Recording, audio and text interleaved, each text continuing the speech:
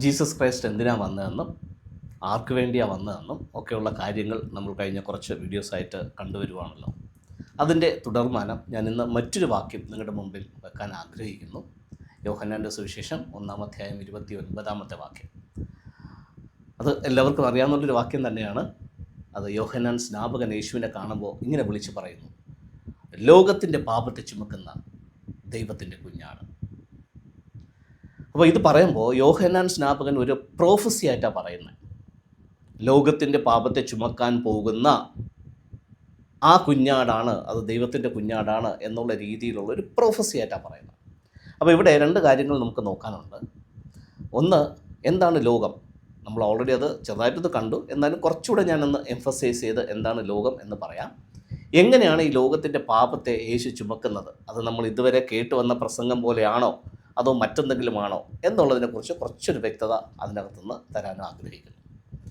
അപ്പോൾ ലോകം എന്ന് പറയുന്നത് ഈ കോണ്ടസ്റ്റ് നോക്കുമ്പോൾ, ബൈബിളിലെ ഈ ഒരു കോണ്ടസ്റ്റ് നോക്കുമ്പോൾ അവിടെ എഴുതിയിരിക്കുന്നത് കോസ്മോസ് എന്ന് പറയുന്ന വാക്കാണ്. കോസ്മോസ് എന്ന് പറയുന്നതിന് യൂണിവേഴ്സ് എന്ന് പറയുന്ന ഒരു അർത്ഥമുണ്ട്. പക്ഷേ ബൈബിളിനകത്ത് റെഫർ ചെയ്തിരിക്കുന്ന അർത്ഥം യൂണിവേഴ്സ് എന്ന് പറയുന്ന അർത്ഥമല്ല, ഒരു ആവാസ വ്യവസ്ഥ, ഒരു പ്രത്യേക ഓർഡറിലുള്ള ഒരു ഇൻഹാബിറ്റേഷൻ. അപ്പോൾ അവിടെ ഉദ്ദേശിക്കുന്നത് ഇത്രയേ ഉള്ളൂ, മോശ വഴി സ്ഥാപിക്കപ്പെട്ട ഒരു ഇൻഹാബിറ്റേഷൻ, ഒരു പ്രത്യേക ഓർഡറുള്ള, ഒരു പ്രത്യേക നേച്ചറുള്ള ഒരു ഇൻഹാബിറ്റേഷൻ. അതാണ് ശരിക്കും പറഞ്ഞു കഴിഞ്ഞാൽ ബൈബിളിൽ ഉദ്ദേശിച്ചിരിക്കുന്ന അർത്ഥം. എന്താണ് ആ ഇൻഹാബിറ്റേഷൻ? മോശ വഴി നൽകപ്പെട്ട ന്യായപ്രമാണം, കൽപ്പനകളും ഉപകൽപ്പനകളും. ആ കൽപ്പനകളും ഉപകൽപ്പനകളും ലംഘിച്ചു കഴിഞ്ഞാൽ നൽകേണ്ടുന്ന കുറ്റം അല്ലെങ്കിൽ ശിക്ഷാവിധി അല്ലെങ്കിൽ പ്രായശ്ചിത്തം. ആ പ്രായശ്ചിത്തം നൽകുന്നുണ്ടെങ്കിൽ അതിന് നൽകാനായിട്ടുള്ള യാഗങ്ങൾ, ആ യാഗങ്ങൾ നിറവേറ്റാനായിട്ടുള്ള ദേവാലയം, ആ ദേവാലയത്തിനകത്ത് യാഗങ്ങൾ നിറവേറ്റി ഈ കർമ്മ പദ്ധതികളെല്ലാം ചെയ്യാൻ വേണ്ടിയിട്ട് നിയുക്തരായ പുരോഹിതന്മാർ. സോ ഇതെല്ലാം കൂടെ ചേരുന്ന, ഈ ആചാരാനുഷ്ഠാനങ്ങളെല്ലാം കൂടെ ചേരുന്ന ഒരു സംവിധാനത്തെയാണ് ലോകമെന്ന് പറയുന്നത്.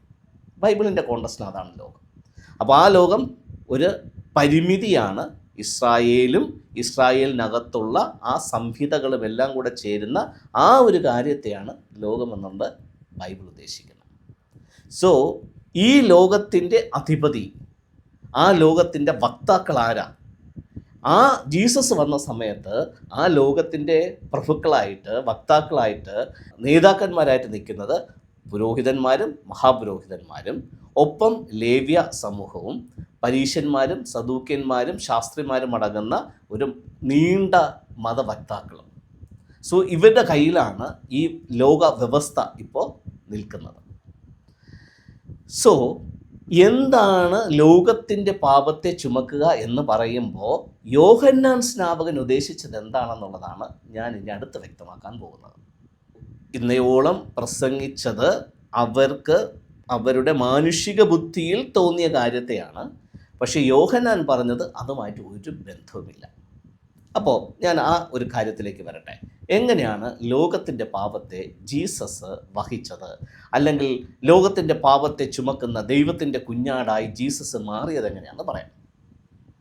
അപ്പോൾ ജീസസ് തൻ്റെ മിനിസ്ട്രി തുടങ്ങിയപ്പോൾ ജീസസ് തന്നെ അഭിസംബോധന ചെയ്തത്, ഞാൻ ദൈവത്തിൻ്റെ പുത്രനാണ്, സ്വർഗത്തിലെ ആ ദൈവം എൻ്റെ പിതാവാണ്. ഇത് പറഞ്ഞപ്പോൾ തന്നെ ജീസസിനെ അവർ കള്ളനാക്കി, ജീസസിനെ അവർ ദൈവദൂഷണം പറയുന്നവനാക്കി. അപ്പോൾ ഒരിക്കലും സ്വർഗത്തിലെ ദൈവത്തെ പിതാവെന്ന് ഒരു വ്യക്തിക്ക് അഭിസംബോധന ചെയ്യാൻ പാടില്ല എന്നാണ് അന്നത്തെ യഹൂദ മതത്തിൻ്റെ വ്യവസ്ഥ. ദൈവത്തിൻ്റെ മകനെന്ന് പറഞ്ഞാൽ ദൈവത്തിന് ഈക്വൽ എന്നതിൻ്റെ അർത്ഥം. സോ അപ്പോൾ ദൈവം എൻ്റെ അപ്പനാണ് എന്ന് പറഞ്ഞ ആ സ്റ്റേറ്റ്മെൻറ്റും ദൈവത്തിൻ്റെ പുത്രനാണ് ഞാൻ എന്ന് പറഞ്ഞ ആ സ്റ്റേറ്റ്മെൻറ്റിനെയും അവർ ഖണ്ഡിച്ചിട്ട് ഇവൻ കള്ളനാണ്, ഇവൻ കള്ളം പറയുകയാണ് എന്ന് അവർ പറഞ്ഞു. അപ്പോൾ യേശുവിനെ ഇപ്പോൾ അവരാരാക്കി? കള്ളനാക്കി. അപ്പോൾ യേശു കള്ളൻ എന്ന് പറയുമ്പോൾ കള്ളം പറയാൻ പാടില്ല, കള്ളസാക്ഷ്യം പറയാൻ പാടില്ല, കൽപ്പനകൾ ഉണ്ട്. അപ്പോൾ യേശു ഇപ്പോൾ കള്ളം പറഞ്ഞു, അവൻ കള്ളസാക്ഷ്യമാണ് പറയുന്നത്. അപ്പോൾ യേശുവിനെ ഇപ്പോൾ അവൻ ആരാക്കി? പാപിയാക്കി. അപ്പോൾ ആദ്യത്തെ പാപം എന്ന് പറയുന്നത് ഇവൻ ദൈവദൂഷണം പറയുന്ന വ്യക്തിയാണ് എന്ന് പറഞ്ഞ് യേശുവിനെ പാപിയാക്കാനായിട്ട് ശ്രമിക്കുകയാണ്. എങ്ങനെയാണ് പാപത്തെ വഹിക്കുന്നത് എന്നുള്ളതാണ് ഞാൻ പറഞ്ഞു വരുന്നത്. അപ്പോൾ ആദ്യം യേശു ഇപ്പോൾ ഒരു പാപം വഹിച്ചിരിക്കുക. ആരാ ചാർത്തി കൊടുക്കുന്നത്? ഈ പുരോഹിതന്മാരാണ്. സോ ഇതിനൊരു പശ്ചാത്തലമുണ്ട്. ഈ യോഹന്നാൻ ഇത് പറയുമ്പോൾ ഇതിന് വേറൊരു പശ്ചാത്തലം കൂടെ ഉണ്ട്. എന്താണെന്ന് ചോദിച്ചു കഴിഞ്ഞാൽ, ഇപ്പോൾ ഒരു വ്യക്തി ന്യായപ്രമാണ ലംഘനത്താൽ അല്ലെങ്കിൽ ന്യായപ്രമാണം പറയുന്നൊരു കൽപ്പന ലംഘിച്ചു. അപ്പോൾ അവൻ എന്തായാലും പ്രായശ്ചിത്തം ചെയ്യണം. അപ്പോൾ അവനൊരു ആട്ടുകൊറ്റനെ കൊണ്ടുവരുവാണ്. ആട്ടുകൊറ്റനെ കൊണ്ടുവരുമ്പോൾ ആരെയല്ല കൊടുക്കേണ്ടത്? പുരോഹിതൻ്റെ അല്ല കൊടുക്കേണ്ടത്. അപ്പോൾ പുരോഹിതൻ എന്താ ചെയ്യാൻ പോകുന്നത്? പുരോഹിതൻ ഈ ആടിൻ്റെ ഊനമൊന്നും ഇല്ല എങ്കിൽ ഇവൻ ചെയ്ത പാപത്തെ ഈ ആടിൽ അസൈൻ ചെയ്യും.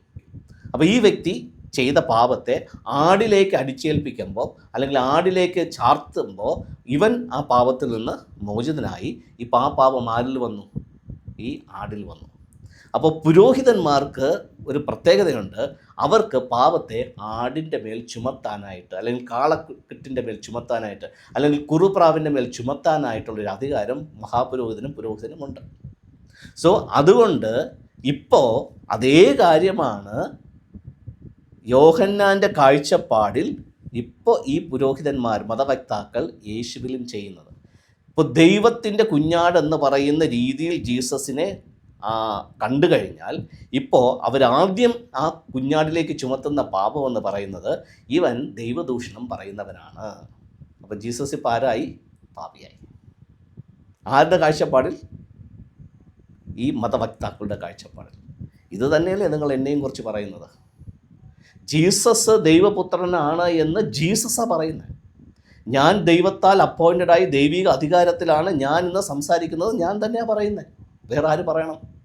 ആ ആധികാരികതയിൽ, ആ ഉറപ്പിൽ ഞാൻ പറയുമ്പോൾ നിങ്ങളെന്നെക്കുറിച്ച് പറയുന്നത് അന്ന് യഹൂദന്മാരുടെ മതവക്താക്കൾ ജീസസിനെ ആരോപിച്ച അതേ പാപമാണ് നിങ്ങൾ എൻ്റെ മേൽ ആരോപിക്കുന്നത്. റൈറ്റ്. ഇനി അടുത്ത് ജീസസ് ആധികാരികതയോടെ തിരുവെഴുത്തുകളുടെ അർത്ഥങ്ങൾ പറയാൻ തുടങ്ങി. എടോ, കൊലപാതകം ചെയ്തതെന്ന് പറഞ്ഞപ്പോൾ ഒരുത്തരെ കുത്തിക്കൊല്ലുന്നതോ അടിച്ചു കൊല്ലുന്നതോ അതല്ല ആക്ഷരികമായിട്ട്, അല്ലെങ്കിൽ ശരിക്കും ഫിസിക്കലി നിങ്ങൾ കൊല്ലുന്നതിനെ അല്ല കൊലപാതകമായിട്ട് ദൈവം ഉദ്ദേശിച്ചിരിക്കുന്നത്. നീ നിൻ്റെ കൂട്ടുകാരനെ മൂഢ എന്ന് പറഞ്ഞാൽ, നിൻ്റെ സഹോദരനെ നിസ്സാര എന്ന് പറഞ്ഞാൽ നീ ഓൾറെഡി കൊലപാതക കുറ്റക്കാരനായി.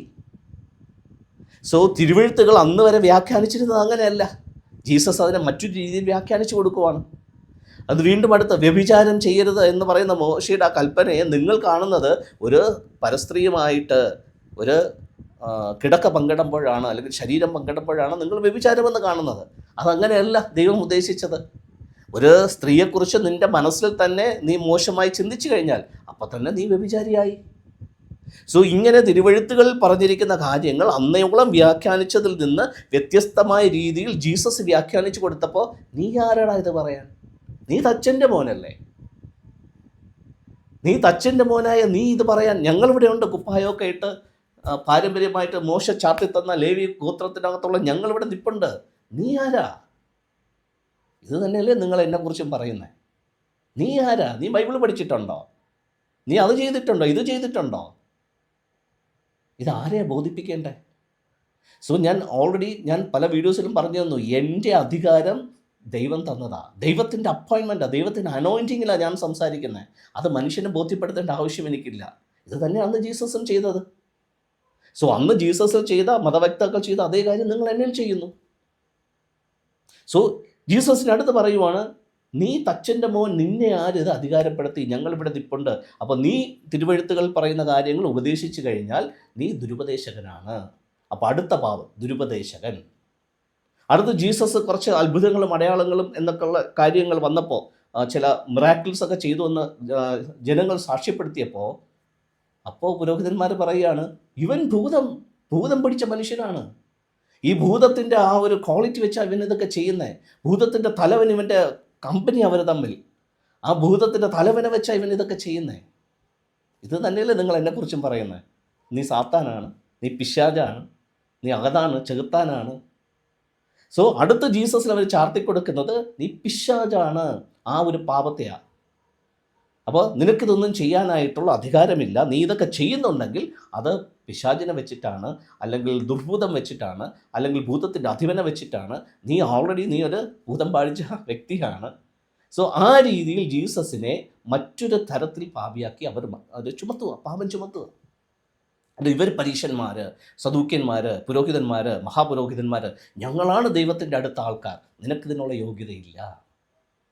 സോ വെൻ യു ടോക്ക്, ഇത് നിങ്ങൾ ഓർക്കുക, അന്ന് അവർ ചെയ്ത മതവക്താക്കൾ ചെയ്ത അതേ കാര്യമാണ് ക്രിസ്തീയ മതവക്താക്കൾ ഇന്നും ചെയ്യുന്നതെന്ന് ഓർക്കുക. ഓക്കെ, അടുത്ത് ജീസസ് ചില കാര്യങ്ങളൊക്കെ പറഞ്ഞപ്പോഴത്തേക്ക് ജീസസിനെതിരെ അവർ കള്ളസാക്ഷികളെ ഉണ്ടാക്കുകയാണ്. ജീസസ് അങ്ങനെ പറഞ്ഞു എന്ന് പറയണം, ജീസസ് ഇങ്ങനെ പറഞ്ഞു എന്ന് പറയണം. അപ്പോൾ ജീസസിനെ കള്ളനാക്കുകയാണ്. അവൻ അത് പറഞ്ഞു, നുണയനാണ്. സോ ജീസസിൻ്റെ ഇങ്ങനെ ഓരോരോ കള്ളങ്ങൾ, ഓരോരോ കുറ്റാരോപണങ്ങൾ, ഓരോരോ പാപത്തെ അവൻ്റെ തലയിലേക്ക് അടിച്ചേൽപ്പിക്കുകയാണ്. ശബത്തിൽ അവൻ സൗഖ്യമാക്കി. ശബത്തിൽ ഇതൊന്നും ചെയ്യാൻ പാടില്ല, ശബത്തിൽ നീ ഇതൊക്കെ ചെയ്യണമെങ്കിൽ നീ ശാപഗ്രസ്തനാണ്, നീ പാപികളോടൊത്ത് ഭക്ഷണം കഴിക്കുന്നു, പാപികളോടൊത്ത് നീ ആഹാരം കഴിക്കുന്നു, പാപികളുടെ വീട്ടിൽ നീ പോകുന്നു, നീ അതുകൊണ്ട് ന്യായപ്രമാണ സംബന്ധമായി നീ കുറ്റക്കാരനാണ്. വ്യഭിചാരിണികളെ നീ അടുത്ത് വരാൻ അനുവദിക്കുന്നു, നിൻ്റെ കാലിൽ തൊടാൻ അനുവദിക്കുന്നു, നിന്നെ മുത്തം ചെയ്യാൻ അനുവദിക്കുന്നു. മോശയുടെ ന്യായപ്രമാണം അനുസരിച്ച് അങ്ങനെയുള്ള പാപിനികളായ വേശ്യാ സ്ത്രീകൾ ഒരു യഹൂദ പുരുഷൻ്റെ ശരീരത്തിൽ തൊടാൻ പാടില്ല, അടുത്തുപോലും വരാൻ പാടില്ല, തൊട്ട് കഴിഞ്ഞാൽ അശുദ്ധനായിരിക്കണം. പക്ഷെ നീ അശുദ്ധി ആചരിക്കുന്നില്ല. ചുങ്കക്കാരൻ്റെ വീട്ടിൽ നീ പോകുന്നു, ചുങ്കക്കാരൻ്റെ വീട്ടിൽ പോകാൻ പാടില്ല, അവൻ പാപിയാണ്. സോ ന്യായപ്രമാണം പറയുന്ന എല്ലാ കാര്യത്തെയും ജീസസ് ലംഘിക്കുകയും ചെയ്തു. ആ ലംഘനങ്ങളെ മുഴുവൻ പാപിയാണ്, ഇവൻ പാപിയാണ്, ഇവൻ പാപിയാണ് എന്നുള്ള രീതിയിൽ ജീസസിനകത്തേക്ക് അതിനെ ഇമ്പോസ് ചെയ്യണം, ആ പാപങ്ങളെ. അതുകൊണ്ടാണ് ജീസസ് തിരിച്ചു പറയുന്നത്, എനിക്ക് നിങ്ങൾ പറയുന്ന പാപബോധമില്ല, നിങ്ങളിൽ ആർക്കെന്നെ പാപത്തെക്കുറിച്ച് എന്നെ ബോധവാനാക്കാൻ പറ്റും? എനിക്കങ്ങനെ ഒരു ബോധമില്ല. കാരണം നിങ്ങൾ ആരോപിക്കുന്ന ഈ കാര്യങ്ങളൊക്കെ വെറും അലിഗേഷൻസ് ആണ്, അത് എന്നിൽ ഹോൾഡ് ചെയ്യാൻ പറ്റില്ല. കാരണം എനിക്കത് പാപമായിട്ട് തോന്നുന്നില്ല. പക്ഷേ മോശ എന്താ പറഞ്ഞേ? ഈ ന്യായപ്രമാണ ലംഘനങ്ങൾ മുഴുവൻ പാപമാണ്, പക്ഷേ യേശുവിൽ അത് പാപമായിട്ട് വരുന്നില്ല. എന്തുകൊണ്ടാണ്? യേശു ആ ന്യായപ്രമാണത്തെ നിരാകരിക്കുക. ശബത്തിൽ സൗഖ്യമാക്കുന്നതും, കുഷ്ഠരോഗിയുടെ വീട്ടിൽ പോകുന്നതും, വേശ്യാസ്ത്രീകളുമായിട്ട് സമ്പർക്കം പുലർത്തുന്നതും, പാപികളോടൊത്ത് ആഹാരം കഴിക്കുന്നതും, ഇങ്ങനെ ന്യായപ്രമാണം വിലക്കുന്ന എല്ലാ കാര്യങ്ങളും ജീസസ് തന്നിൽ നിവർത്തിക്കുവാണ്. ഫൈൻ. സോ ഇതേ കാര്യം തന്നെയല്ലേ നിങ്ങൾ എന്നെക്കുറിച്ചും പറഞ്ഞുകൊണ്ടിരിക്കുന്നത്. ഞാൻ ദൈവത്തിൽ നിന്ന് അപ്പോയിൻറ്റിങ് കിട്ടി, ദൈവത്തിൽ നിന്ന് അനോയിൻറ്റിങ് കിട്ടി, ദൈവം ചില ആധികാരികമായി ചില കാര്യങ്ങളെ ബൈബിളിൽ നിന്ന് പറയാനും പ്രവർത്തിക്കാനും പറയുമ്പോൾ, ഞാൻ സംസാരിക്കുമ്പോൾ നിങ്ങൾ എന്നെ മറ്റൊരു രീതിയിൽ ജീസസിനെ ചെയ്തതുപോലെ എന്ത് ചെയ്യുവാണ്? കുറ്റാരോപണം ചെയ്യുവാണ്, പാപം എൻ്റെ തലയിൽ അടിച്ചു വെക്കുവാണ്. നിങ്ങൾ പറയുന്നില്ലേ, ജീസസിനെ പാപി എന്ന് പറഞ്ഞതുപോലെ, സാത്താൻ എന്ന് പറഞ്ഞതുപോലെ, ഭൂതമുണ്ടെന്ന് പറഞ്ഞതുപോലെ നിങ്ങൾ പറയുന്നത് അത് തന്നെയല്ലേ? സോ അന്ന് എന്താണോ ലോകം, ഈ വക്താക്കൾ, മതം യേശുവിലേക്ക് അടിച്ചേൽപ്പിച്ചത്, യേശുവിനെ മുദ്ര ചെയ്തത്, അതേ കാര്യം ഇന്ന് ക്രിസ്തീയ മതം എൻ്റെ പേരിൽ അലിഗേഷൻസ് ഉണ്ടാക്കിക്കൊണ്ടിരിക്കുകയാണ്. സോ ഞാനത് റിജക്റ്റ് ചെയ്യുന്നു. യേശു അത് റിജക്റ്റ് ചെയ്തു. യേശു അത് റിജക്റ്റ് ചെയ്തപ്പോഴത്തേക്ക് അവരുടെ അടുത്ത വാദം എന്തായിരുന്നു?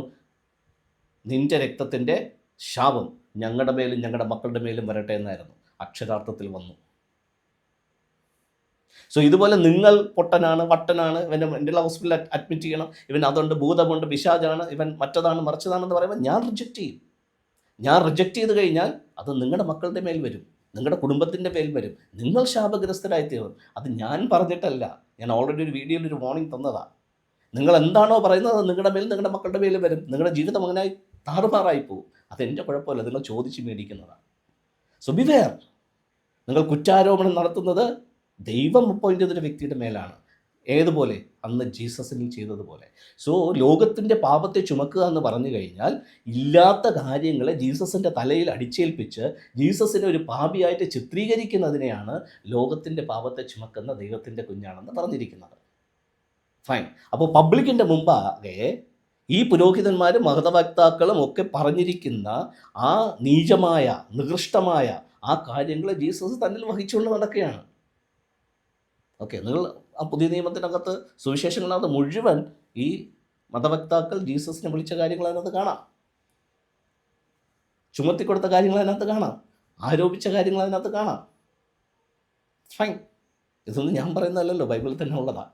അതുപോലെ ഞാൻ ഈ പറയുന്നതെല്ലാം നിങ്ങൾ കാണിക്കുന്നതാണല്ലോ എന്നോട്. ഞാൻ പറയുന്നത് എവിഡൻസോട് കൂടെ എൻ്റെ ഫേസ്ബുക്കിൻ്റെയും യൂട്യൂബിൻ്റെയൊക്കെ കമൻസ് എടുത്ത് നോക്കിയാൽ മതി. ക്രിസ്ത്യാനികളെല്ലാം കമൻസ് ഇട്ടിരിക്കുന്നത് അതും വൾഗറായിട്ടുള്ള രീതിയിൽ. ലോകത്തിൻ്റെ പാപം എന്ന് പറയുന്നത് ഇതാണ്, ജീസസ് അതിനെ വഹിച്ചു എന്ന് പറയുന്നത് ഇങ്ങനെയാണ്. അല്ലാതെ ഞാൻ ചെയ്ത പാപത്തെ ജീസസിന് വഹിക്കാൻ പറ്റില്ല. അതെങ്ങനെ പറ്റും? ഒരു മനുഷ്യൻ ചെയ്ത പാപത്തെ വേറൊരാളിനെങ്ങനെ വഹിക്കാൻ പറ്റും? ഒരിക്കലും പറ്റില്ല.